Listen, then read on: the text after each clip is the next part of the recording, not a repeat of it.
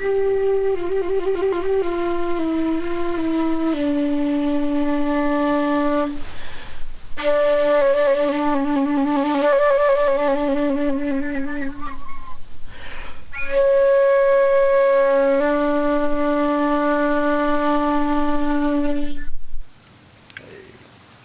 us to another episode of the Yoga Revealed podcast. And here we are again, Jonah. Here we are. Third time? Third time's the charm, baby. Let's go. Yeah. I might be the most interviewed guest on Yoga Revealed. Yeah, it's either between you, my teacher Rocky, or Dylan Warner. Hey, you got three with Dylan?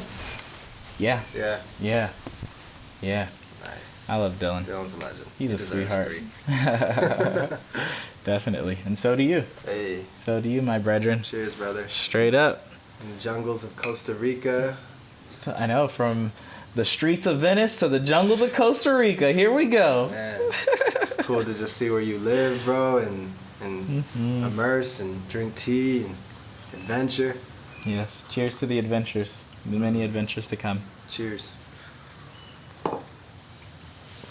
So, brings me a lot of joy to be here in Costa Rica and have the opportunity to jump into this conversation, because this has been a long time coming, man. Like 7 or 8 years of friendship now, and definitely just witnessing all the beauty blossoming and all the continuous adventures from, the streets of Venice Beach to Rosselheim with Val jumping around and Deb, and then now we're here in Costa Rica leading our second 200-hour yoga teacher training for Become A Yogi. Big man, second teacher training, 2 under our belt. I feel really good about this one, and I just feel like they keep getting better and they keep evolving, and the way we work together and complement each other has been awesome. So definitely, I think almost 100 students. It's pretty wild.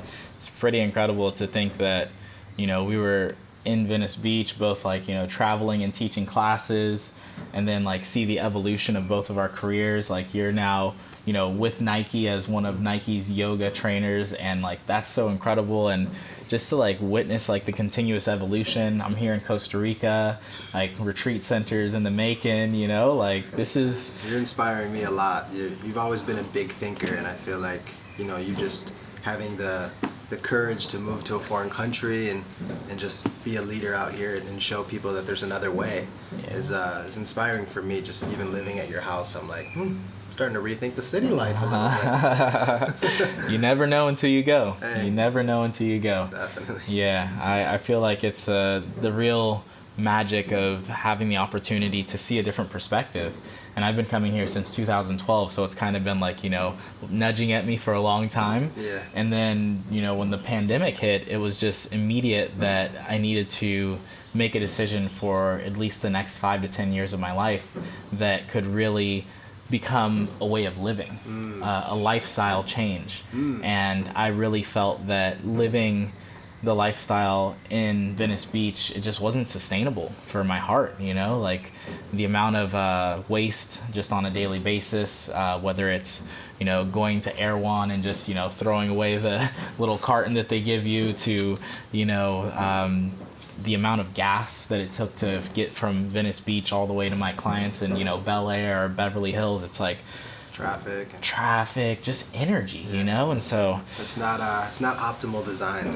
Definitely. Yeah, we talked about design with Stephen Brooks, huh? Exactly. It's rubbing off on me already. Yeah. So I feel like this is the perfect place to host the trainings, and I mean really a perfect place to live. It's very free, in a lot of ways. And it's cool to see. I mean, I know you kind of got stuck here a little bit, or not stuck I should say, but you decided to stay here during the course of the pandemic, and look, you just didn't look back. What a great place to plant new seeds and grow new roots, and it's fertile ground. It's fertile ground. Exactly.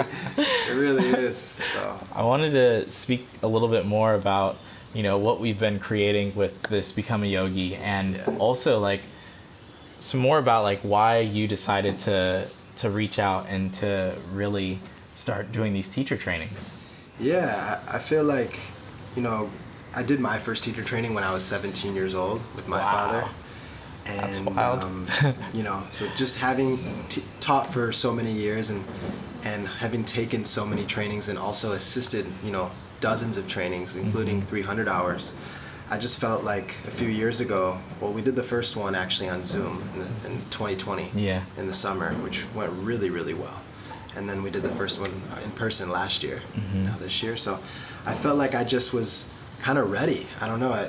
You get to a point where it's kind of like an evolution. Like you first got to practice teaching a bunch, and you just do it, all over the place, and you take everything you can get, and you teach your friends, and I still teach my friends, but that's the way. Yeah, friends always. first. Friends first.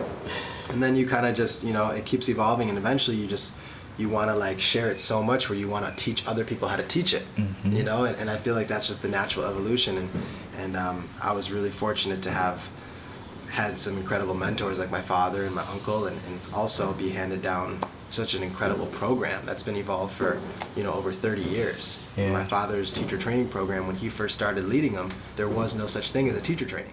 That's so wild to think of. There was no yoga line, so he was really just like trying to just figure it out, and what's the best way we can pass this yoga lineage down, and I just felt like I was ready to pass the torch from him on to new students and continue the lineage, and I feel like it's just my honor and like duty. It feels like I really don't have another way.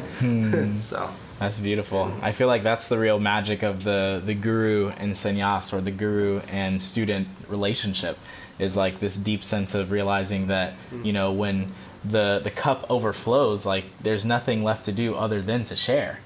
And I feel like it's been so beautiful to witness how, even being in your father's 300 hour and doing that online during the pandemic, and like just seeing how potent his teachings are, and seeing how much of his teachings have really flowed into you, but seeing also how you have evolved your own style and your own, taste and your own flavor. And it's really beautiful to see. Thank you for seeing that. And yeah, of course, I'm deeply, deeply inspired by his teachings, and have taken on so much, and I don't know where I'd be without that. But I've also had some other incredible teachers, including yourself, and I feel like, our training is so unique because we get so many different perspectives. And even just having you there with acro yoga and bringing that sense of playfulness and feel-good flows, and just your yoga, I feel like really fits into the modern world that we live in. And to have that, I just feel like our training, Become a Yogi, really balances like the classical with like the new, and like how would you say it, innovative. Yeah, the innovation is key. I feel like that's the real evolution of humanity. Definitely. And right now we're living in some very unique, changing times, and I think it's more important now than ever for yogis to also realize that our practice has to change. And the way that we practice, the way that we approach the practice, and also the different types of modalities that we're incorporating into our practice. So I wanted to ask you, what are some of the really wonderful practices that you've incorporated into your own holistic approach towards yoga?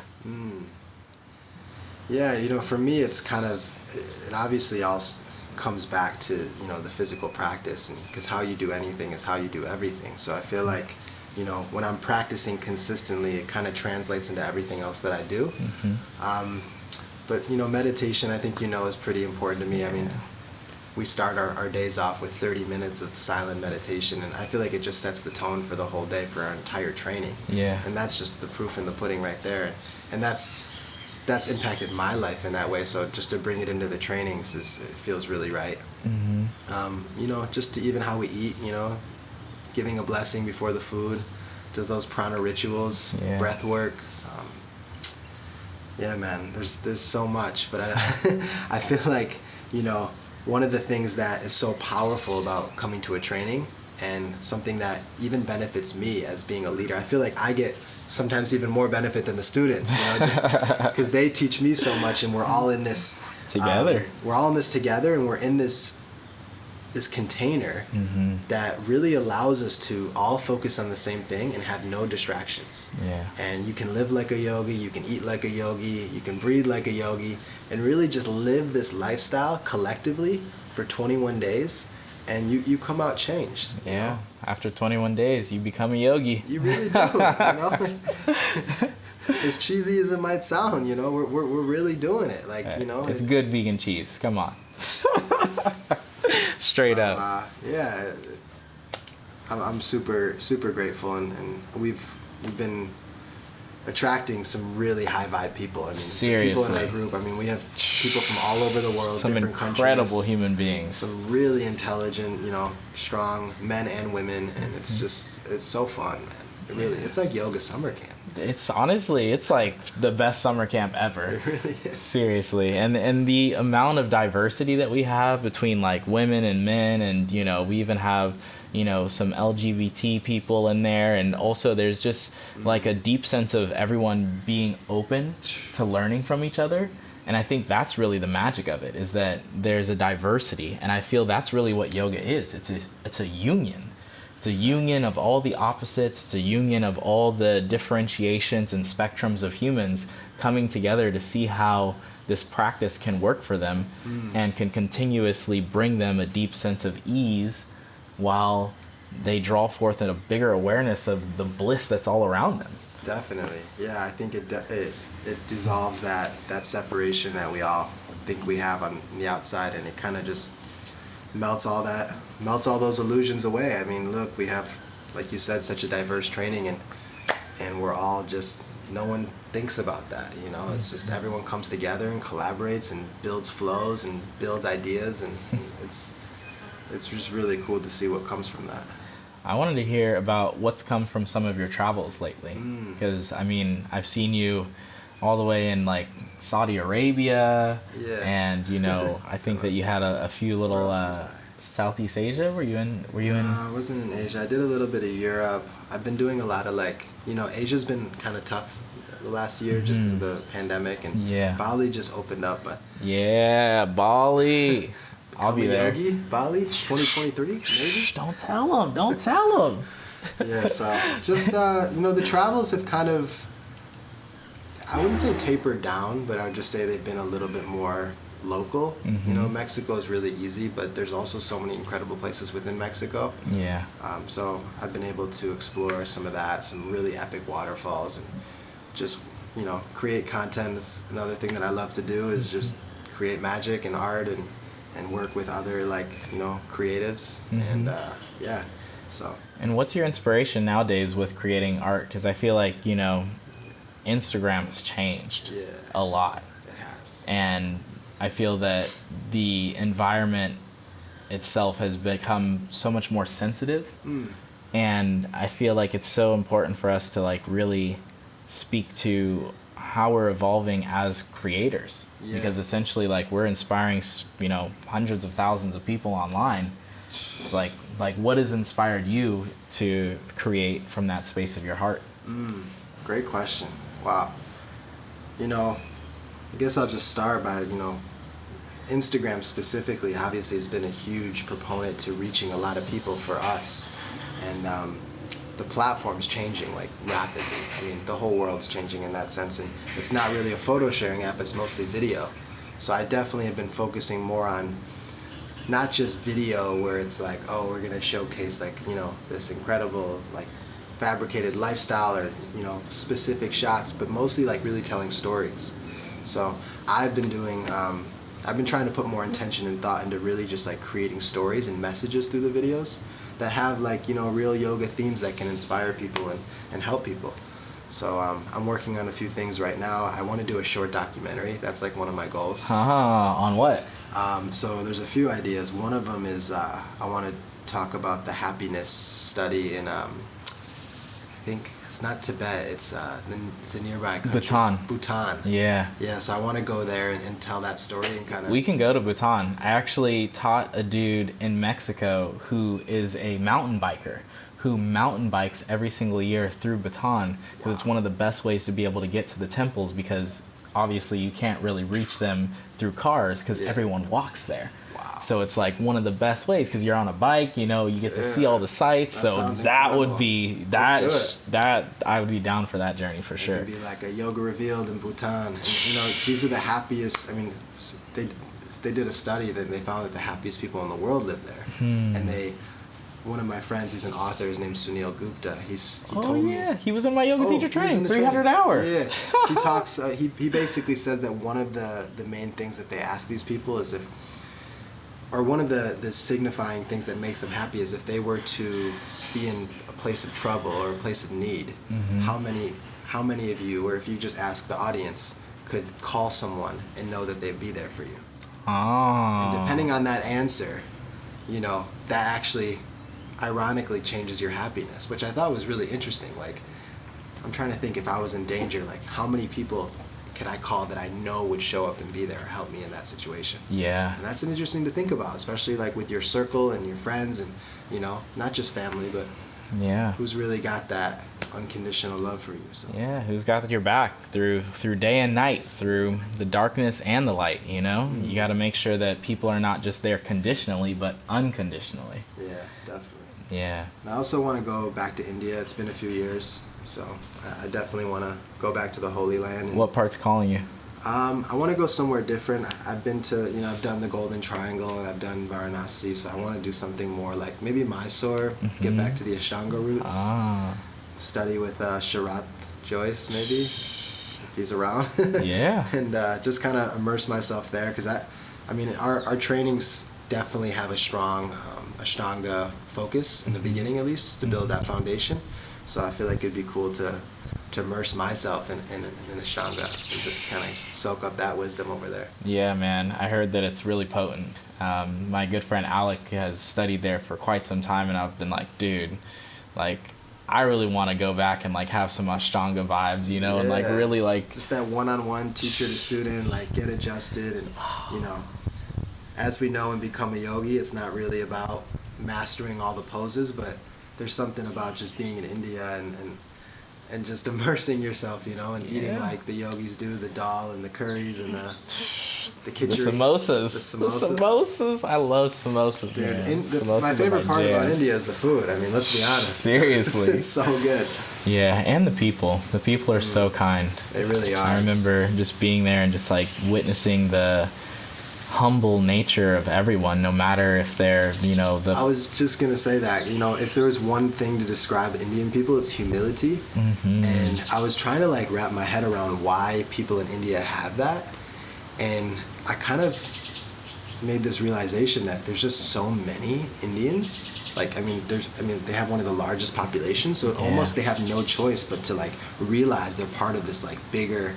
And that's what instills that humility within them, because there's so many. Like there's so many, but I also feel that it's a lot of their cultural upbringing, because they're really deeply rooted in the Hindu philosophy. Definitely. And the Hindu philosophy in its own is like this deep-rooted wisdom of everyone is part of the whole. Yeah, and that's what, it's not just like the number of people, but it's like they realize that in order to get anything done, they have to work together and coexist, and there's not as much ego there, because it's like everyone has to work to get the job done. It's like, I call it organized chaos. You know, if you ever walk the streets of India, you see like everyone has a role, and things are just moving and things just magically get done. It's true. It's really cool. Yeah, I feel like nowadays, like with all of the, you know, social media and all the distractions and all of the, you know, whether it's sicknesses going around, you know, we got monkeypox and this and that. It's like there's so many things that pull us away from that deep-rooted awareness of how we all are an integral part to the whole. And I wanted to ask you, if you were to give, you know, our listeners, our students, people out there, some words of advice on how to stay rooted into that daily practice, what would they be? You know, it may sound simple, but to stay rooted in a daily practice, the first thing I would say is like just change your environment, or put yourself in a place where it supports that practice. Because if you're not, then you're gonna be working against yourself, and it's gonna be too much energy. So, you know, if you wake up and you're hanging out with yogis, you know, it's like it's not gonna be hard to meditate in the morning, because you know, just like at teacher training, it's almost expected. So I think it all comes back to who you're surrounding yourself with in that community. So yeah, I mean, but then again, you have to attract that community. So you might have to go through a period of time where you walk alone for a bit, you know, and that's the path of a yogi. Yeah. But eventually, you know, something beautiful happens and you begin to attract like-minded people. But so if you're at that place, and you know, I've been there. Sometimes I feel like I'm there right now. You know, in reality, we all are kind of walking this path alone. You know, but yeah, I think attracting like-minded people and being around that really makes everything a lot sweeter and easier. Definitely. Yeah, I feel like the community is so key.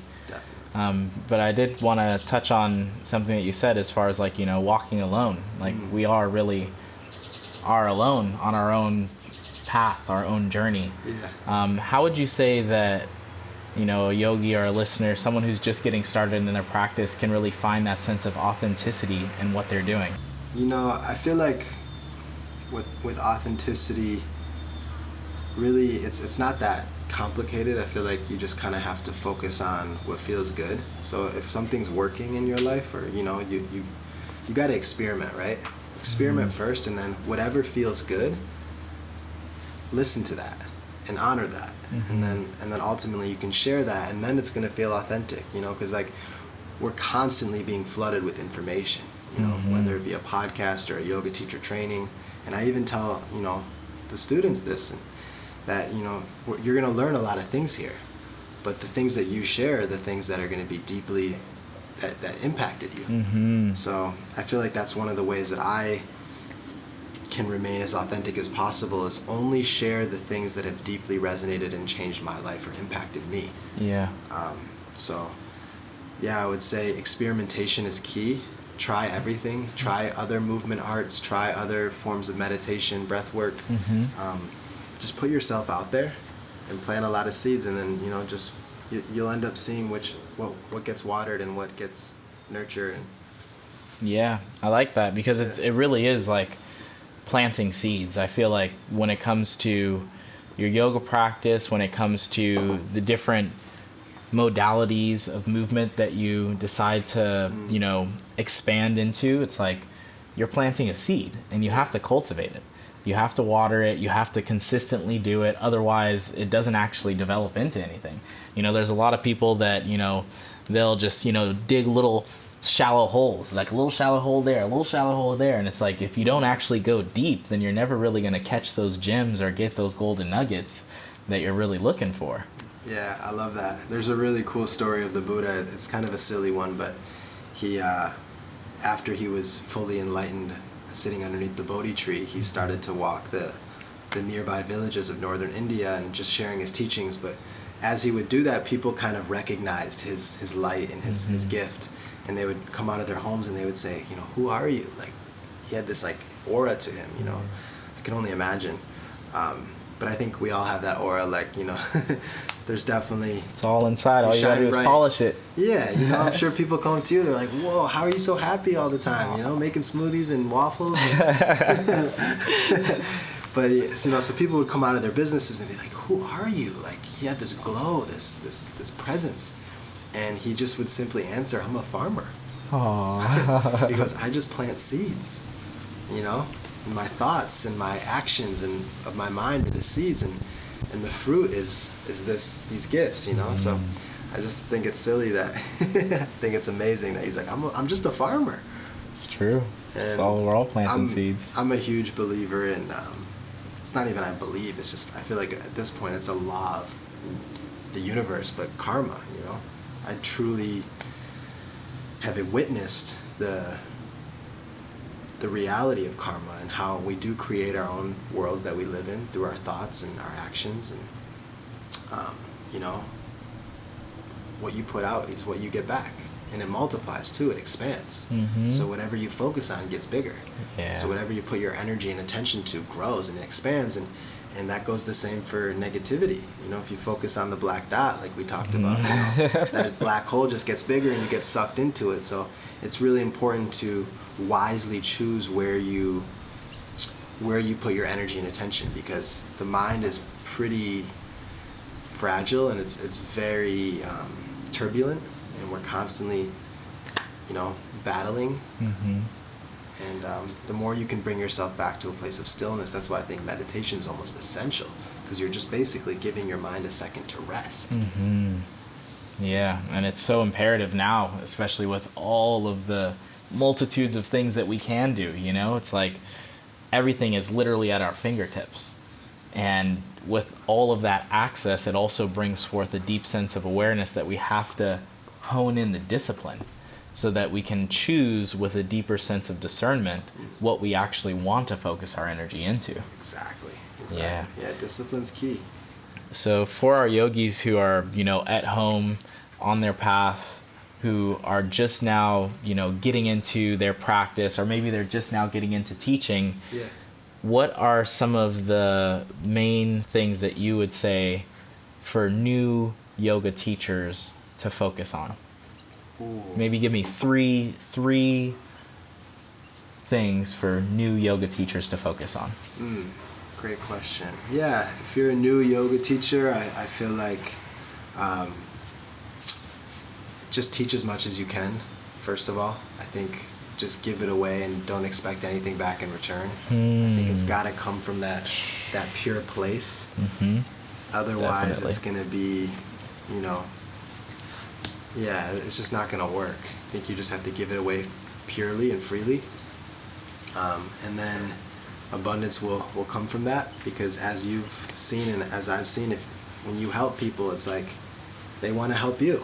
And there's a lot of gratitude, and it becomes an energy exchange. And I feel like if you know yoga and if you've learned yoga, it's an incredible tool to just connect with people. And for me, that's my platform to share, and it's going to allow me to do so many other things and help so many people. So that, I would say the next thing is to take other teachers' classes, you know, as much as you can, whether that be online on the Nike app or you know, with you on your app. And yeah, just take as many classes as possible, because there's so many things to learn, and if you don't learn anything, at least you learn what not to do.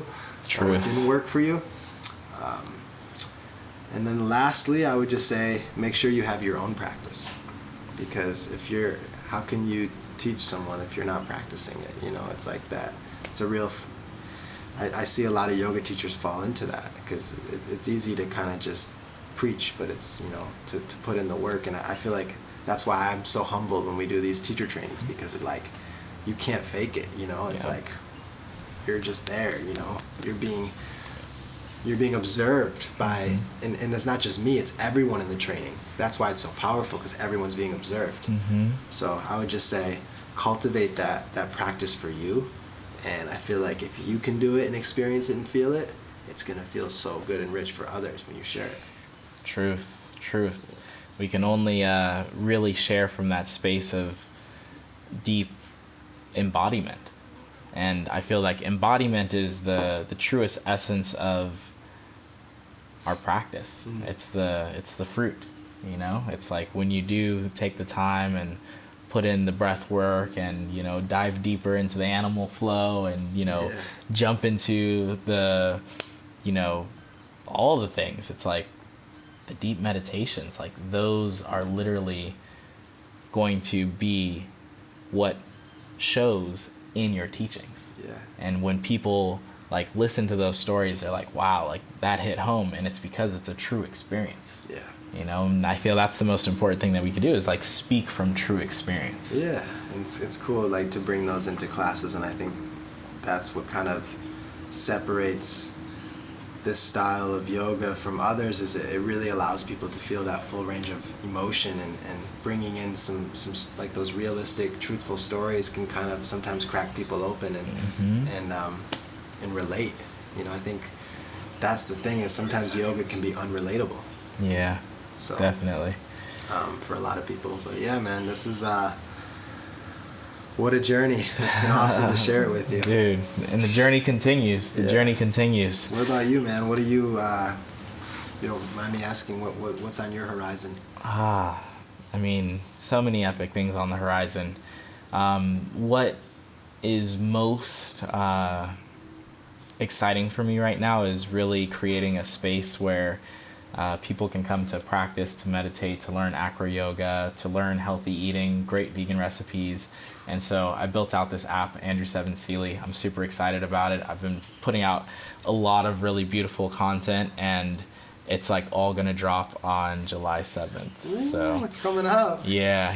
The app is already out there, and I'm giving the first 2,000 users the app for free. So it's just like, I think I downloaded it.